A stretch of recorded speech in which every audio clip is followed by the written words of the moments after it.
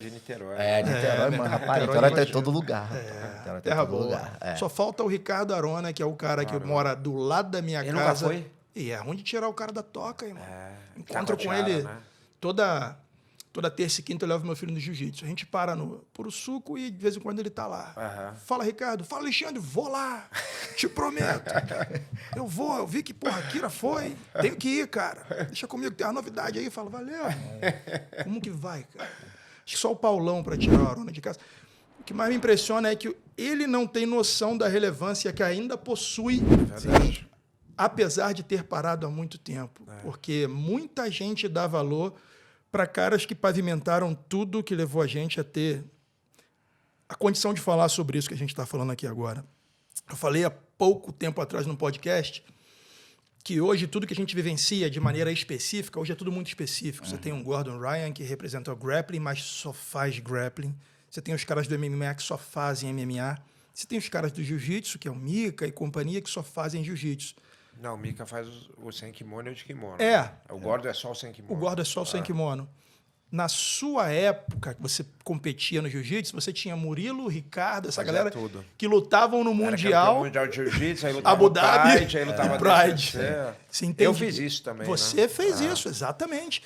Então eu falo pra galera do meu canal que é 20 e pouco, entre 20 e 30, eu falo, cara, vocês não têm noção. E demos aula, né, também, Deram né? aula. Aula pra cacete. Demian, você tem noção que as pessoas não têm noção de como aconteceu na década de 90 e 2000 para o que hoje eles estão vivendo? E eu repito isso porque muito da minha audiência fala assim, ó, esse cara não é tão bom quanto o fulano é hoje. A pior comparação é a Arona, que foi rei do ADCC, contra Gordon Ryan. Fala, cara, outros esportes. A Arona lutava mundial contra Fábio Gurgel, saía na mão no Pride e ia para ADCC. Eu tava naquela final com o Fábio. Você viu que eu o Fábio passou a guarda? Roxa. Isso. Aí a gente até brinca que o Fábio tomou um triângulo do Arona e ficou falando no microfone assim, né? Ficou só a mãozinha, mas o cotovelo saiu. Sim, saiu. Aí o Fábio era bom naquilo, o Fábio já emborcou, passou. E o Arona tentando supinar ele. O Arona, cara, o Arona era bizarro. Não, geneticamente muito privilegiado, forte, né? muito forte. Sempre foi, né? Explosivo. E tá até hoje, Saradão. Carcaça de 30 Monstro. anos, irmão. E bom Fala, jiu-jitsu, né? Bom jiu-jitsu pra cacete. Sim. Bom mentalidade boa de porrada também, de vale tudo, de MMA. É um cara. E um personagem, né? Um cara que tinha aquela mística de morar em Taquatiara, de Eremita. de atravessar de caiaque até a Copacabana. Não, e vou te falar, eu acho que eu já te contei de essa brigar história. com a onda, ficar nisso. Eu já te contei essa história, eu acho. Tava em Taquatiara lá, fim de tarde. Aí tava no quiosque, tinha um DJ que toca um fim de tarde, já toca um DJzinho lá e tal. Tomando uma cervejinha, de repente o tempo fechou, começou a chover. Eu já te contei essa história? Não. E a gente tomando uma cerveja. Aí, de repente, o brother me falou assim, caralho, meu irmão, olha lá. Olha aquilo. Quando eu virei, tava ele, a gente virou assim pra olhar, tava ele no início da Rua do Costão ali, da barra ali. Sim, tô ligado. O pessoal faz barra lá no canto. Cara, chovendo, tava ele sem camisa, de bermuda, na chuva. Fazendo a sombra. Fazendo a sombrinha. Que loucura, brother. Andando assim, fazendo um som. Eu falei, cara, Ricardo Arona. Então, Demian, você pegou as duas gerações, cara. Você sentiu o impacto de ver uma parada que não era muito específica para o período onde a especificidade reina? Por exemplo, você chegou a transitar entre jiu-jitsu, o início do MMA e as aulas de jiu-jitsu, mas também estava no UFC quando uma leva de só lutadores de MMA surgiram. Você sentiu o baque disso ou não? Fluiu? Não, acho que foi natural. Eu vi essa evolução e evolui junto, né? Perfeito. Na verdade, eu fiz um Vale Tudo. O primeiro Vale Tudo que eu fiz, tinha até no Fight Pass lá o Nascidos pro Combate, que agora até saiu, né? Porque acabou o tempo lá de contrato, mas talvez volte. Que é muito legal. Tem minha luta de 96, cara. Então, eu lutei a primeira vez, Vale Tudo mesmo, sem luva, sem nada, 96. Eu vi essa transição. Em 96 a gente tava vendo Cine Privé. Exatamente, O que é isso? Pô, Cine Privé na Band. Você lembra? Eu não. Lembra, não? Era só gemidos. Eu não, é muito bom. Gemidos e seios. Nada além disso. nada além e André disso. empolgadão. Tô feliz da vida. E aí, em 2001, eu fiz outro Vale Tudo lá na Venezuela. Então, eu peguei muito essa transição, né? Eu vi tudo isso. E entrei no UFC quando o próprio UFC era diferente, em 2007. Então, eu fui vendo essa evolução toda para até 2021, quando eu fiz a última luta. Cara, é uma diferença muito grande. Muito né? grande. O que eu vejo muito que acontecia é o seguinte. Quando eu entrei, tinha... Cada categoria tinha alguns caras bons, sei lá, 3. Tipo, que eram... E um gap muito grande entre os... Hoje em dia, nas categorias principais, cara, é tipo top 15, todo top mundo 10, é profissional. todo mundo é bom pra caramba. É difícil. Tá ligado? Você pega lá, uma época que eu tava no meu médio, você pegava os 6, 7, 8. Sim. Cara, qualquer um podia ser campeão. Sim. Isso é o... Isso acontece... O feminino tá começando a buscar esse gap também, né? O feminino tem isso. Tem, tipo, 2 mulheres, 3 mulheres, tipo... Né? A Amanda, que parou agora... tinha a Joana, tem não sei o que e tal, mas elas estão muito acima da maioria. Sim. E vai acontecer a mesma coisa com o masculino, né? O feminino começou depois, então vai começar a subir, e aí você vai começar a ter mais competitividade, né? E tem uma outra coisa, né? Já foi o tempo que o cara ser campeão mundial de jiu-jitsu, pentacampeão mundial de kickboxing, o cara ia dominar as ações da categoria de peso dele.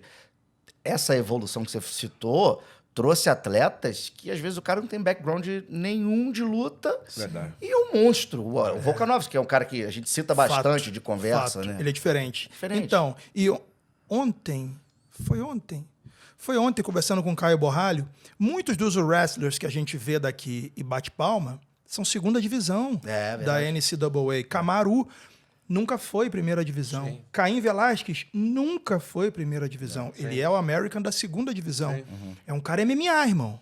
Ele não é um campeão mundial como o Demian é no jiu-jitsu. E vai ser cada vez mais normal a gente observar É que isso. também, pra gente entender esse negócio de primeira e segunda divisão, na verdade, o D1, D2 lá é das escolas, né? Então, Sim. assim, não necessariamente uma escola que é difícil essa comparação, até porque é o seguinte...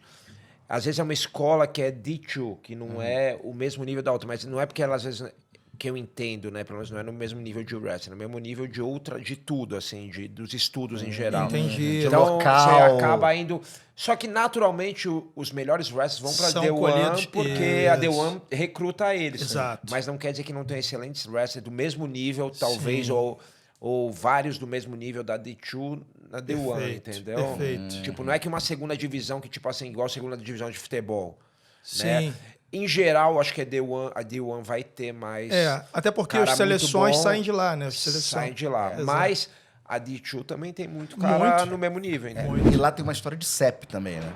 Dependendo do CEP que você mora, você estuda... Você tem que estudar escolas. você tem que estudar numa escola perto de onde sim, você não, mora. Isso no no high school, fundamental, né? né? Fundamental, isso sim. Então, Demian, me fala uma coisa. O jiu-jitsu, na sua época, a gente, como você bem disse, tinham 3 caras que eram o pódio, que eram os caras tops. Eu vejo que antigamente você tinha lá um advogado casca grossa que fazia frente com vocês e chegava numa semi do Mundial. Hoje isso não existe. Hoje é impossível. O cara tem que ser atleta profissional. E eu lembro que nessa época havia uma lenda que dizia assim, ó, quanto mais você treina kimono, melhor você fica no sem kimono. Eu acho que essa comparação se dava muito porque o que a gente tinha de referência no Brasil era jiu-jitsu versus luta livre. Sim, com certeza. E a luta livre não tinha aquela habilidade por baixo de uma fuga de quadril. Eu achava que a luta livre não tinha, principalmente, volume de gente. Exato. Então, o que acontecia? O jiu-jitsu é um esporte muito técnico, com certeza, mas tinha muito volume de gente em competição, que a luta livre não tinha. Então, a evolução era muito maior. Né? Tinha muito mais gente competindo, a evolução é maior. É o que acontece hoje. Você vê o sem kimono, de kimono é muita gente competindo, então a evolução deu um tiro, né? Hoje isso não é mais uma verdade. Eu acho que se hoje o cara treinar muito de kimono e um cara treinar muito sem, o cara que treinou muito sem vai estar na frente dele. No sem kimono. No sem kimono. Claro, claro. Entendeu? Especificidade, isso é uma coisa básica de esporte, mas eu acho que um ajuda o outro. Isso eu tenho isso Você na minha acha cabeça. que um ajuda o outro? Eu acho que não de forma que você não pode equilibrar. Se você quer competir sem kimono, você vai ter que treinar muito mais sem kimono. 80-20, vamos Porque, botar. então, por exemplo, minha periodização se eu treinasse jiu-jitsu hoje esportivo com esse sem kimono, o que eu faria, cara, de repente, quando chegar perto da luta, vamos dizer que eu vou lutar sem kimono. No último mês e meio, ali, 6 semanas, 8 semanas, o camp seria, eu treinaria só no específico que eu vou fazer, sem kimono de kimono. E antes disso, eu faria um 80-20, um 70-30, entendeu? Perfeito. Acho que é isso, porque com certeza o kimono ajuda no sem kimono na questão, por exemplo, da defesa. Explica. Não adianta você... Cara, se o cara pegar seu braço, não adianta você sair explodindo, que você não vai arrancar. você vai ter que fazer uma defesa muito técnica. Que o kimono te obriga. Porque o cara tem atrito. E vice-versa. Né? Tipo, às vezes uma pegada de costas de kimono te possibilita o erro, porque você vai cair, você se pendura no kimono e se corrige. E o sem kimono melhora isso até pro kimono, né? Esse ajuste de ataque, de posicionamento, de controle. Então, eu acho que, cara, eu fiz MMA, que tem 300 mil artes. É difícil pra caramba você conseguir treinar tudo. O jiu-jitsu, por mais que seja kimono, sem kimono, é só jiu-jitsu. No máximo você vai fazer um judô, mas é tudo muito parecido. Então, dá tempo, entendeu? Você vai fazer 2 treinos por dia ali, pelo menos, ser atleta profissional. Então, dá tempo de fazer tudo. Só que é isso, você vai fazer um 80-20, um 70-30. E eu acho que quando chegar no camp ali, nas últimas, sei lá, de uma luta mundial, por exemplo, de kimono, não faz sentido você treinar sem kimono uns 2 meses antes do mundial, entendeu? Você treina só de kimono e vice-versa para o mundial sem kimono ou para DCC. Uma coisa que eu percebi lá na escola, que você faz lá, foi até um treino desses técnicos, na quinta-feira eu treino técnico, né, de kimono, e tem uma galera que vai sem kimono até treinar lá, né? E o que ele faz que eu achei bacana, que eu nunca tinha percebido, nunca tinha visto, esse cara, porra, é um estudioso do negócio, gênio. Aquele treino que a gente passou de meia, ele falou assim, vamos testar um negócio agora aqui. De meia, a galera que não entende... De meia guarda, de meia guarda. De meia guarda. Ele falou assim, vamos fazer o seguinte agora, quem tá por baixo... De meia. Todo mundo de kimono, tá? E quem meia. tá por baixo... E meia. E meia. Não, só o Smart que tava de meia, que tá com o pé machucado.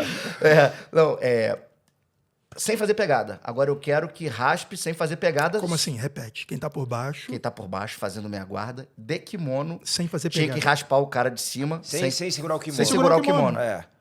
Mas pode fazer a pegada... Sim, Pode, a pegada lógico, do sem lógico. kimono, Sim. de kimono. Perfeito. E aí você... Só body lock, assim.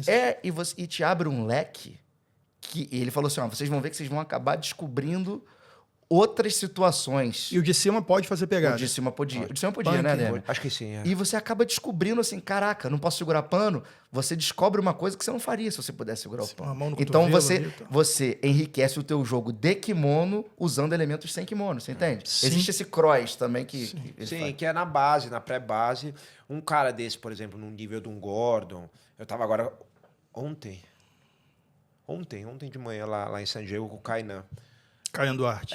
Que vai lutar com o Gordon. Vai lutar com vai lutar com o Meregali. Com o Nicolas, Gordon não, com o Meregali. Com o Nicolas Meregali. Tá e ele tá, cara, ele vai lutar sem kimono. Então, ele tá muito focado nisso. E tá certo, porque, cara, ele treinou a vida inteira muito de kimono. Sim. O Meregali também, né? O Meregali também. Então, assim, ele tem que focar mesmo. Agora ele treina só sem kimono. Esse dia eu tinha acabado de fazer um treinão lá e eu encontrei ele lá em San Diego.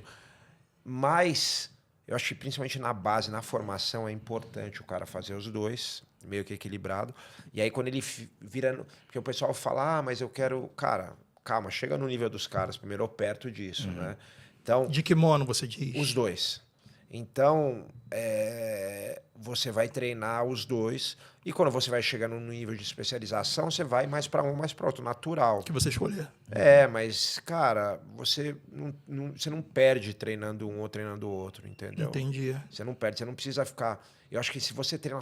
Vamos dizer, eu quero competir só de kimono, você treina só de kimono todo dia durante anos e anos, você perde muito a evolução, que você poderia ter uns ajustes do sem kimono que vão te ajudar no kimono. Bacana você falar isso. Sabe? E vice-versa. E você treina só sem kimono, acho que o Gordon, acho que ele tá dando uns treinos de kimono, né, agora. Eu vi umas fotos, mas eu não sei se ele... Cara, com certeza ele vai aumentar ainda mais, porque outra coisa que eu vejo, André, hoje em dia, o ritmo é diferente, cara. O ritmo de kimono e sem kimono, né? O sem kimono é um ritmo... durante as transições ele é muito mais rápido. Muito mais rápido. Não tem muito descanso ali. Sim. E o kimono, o ritmo, para mim essa é a dificuldade, que eu tenho muito sem kimono nos últimos anos. Não é só a técnica. É outro gás, né? É uma coisa, é outro ritmo. Você tem que de propósito, às vezes, parar. O sem kimono, às vezes, você não pode de propósito, você tem que acelerar, tipo, no atleticismo, para não deixar o cara chegar, porque é bom. O kimono, às vezes, se você fizer isso, é burrice.